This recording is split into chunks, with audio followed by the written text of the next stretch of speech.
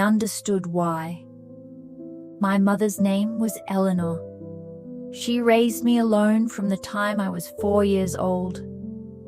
She told me my father had left, that he wasn't ready to be a parent, that he had moved far away and never looked back. I grew up believing that. I never questioned it. Eleanor was everything. She worked 2 jobs through most of my childhood. She was at every school play, every graduation, every heartbreak. She was the kind of mother people write songs about. We were close in the way that only happens when it's just the 2 of you against the world. No siblings, no extended family nearby, just us. When I was 31, she was diagnosed with cancer.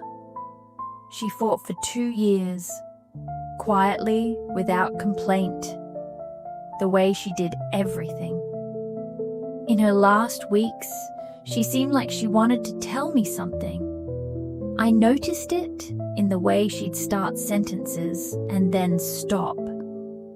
The way she'd look at me sometimes with an expression I couldn't quite read.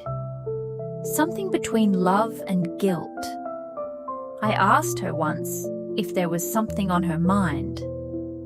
She said no. She smiled and said she just wanted to look at me. She died on a Tuesday morning in March.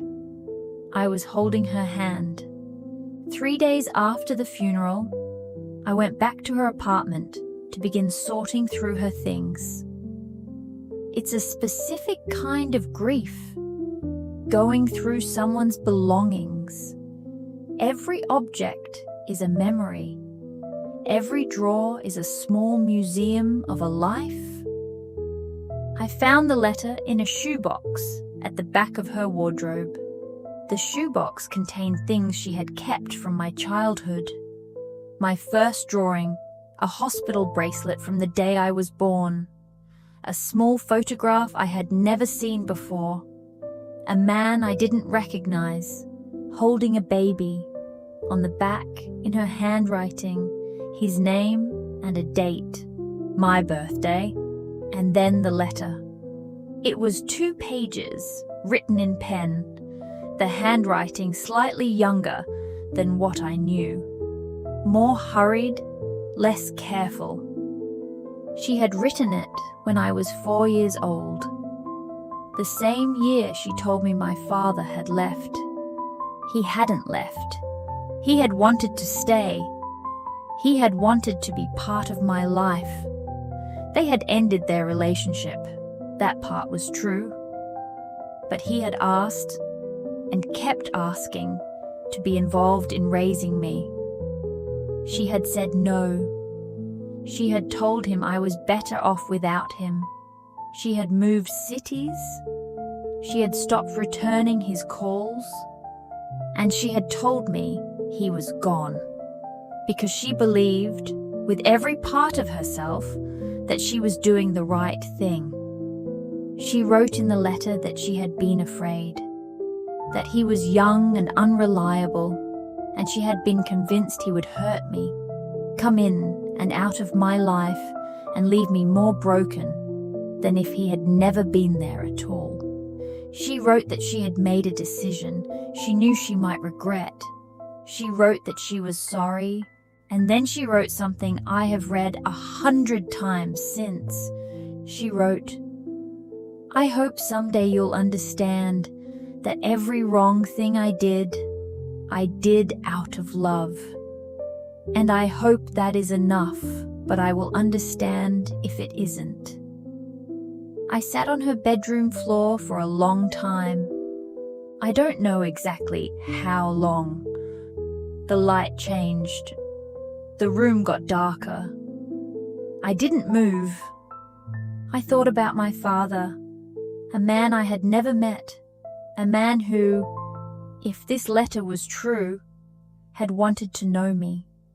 I thought about all the years, the father-daughter dances I sat out, the questions I never asked because I believed the answer was simply that he didn't want me.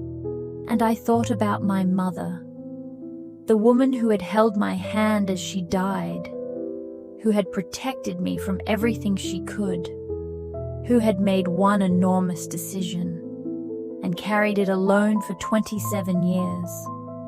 I found him. It took 3 weeks, a mutual connection on social media, a carefully worded message I rewrote 12 times. He replied. Within an hour, he had never stopped thinking about me. He had tried to find us when I was 7. Eleanor had moved again. He had eventually built a new life, married, had other children, but he had never forgotten. We met for coffee on a Saturday afternoon. He looked like me, the same eyes, the same way of holding a cup with both hands.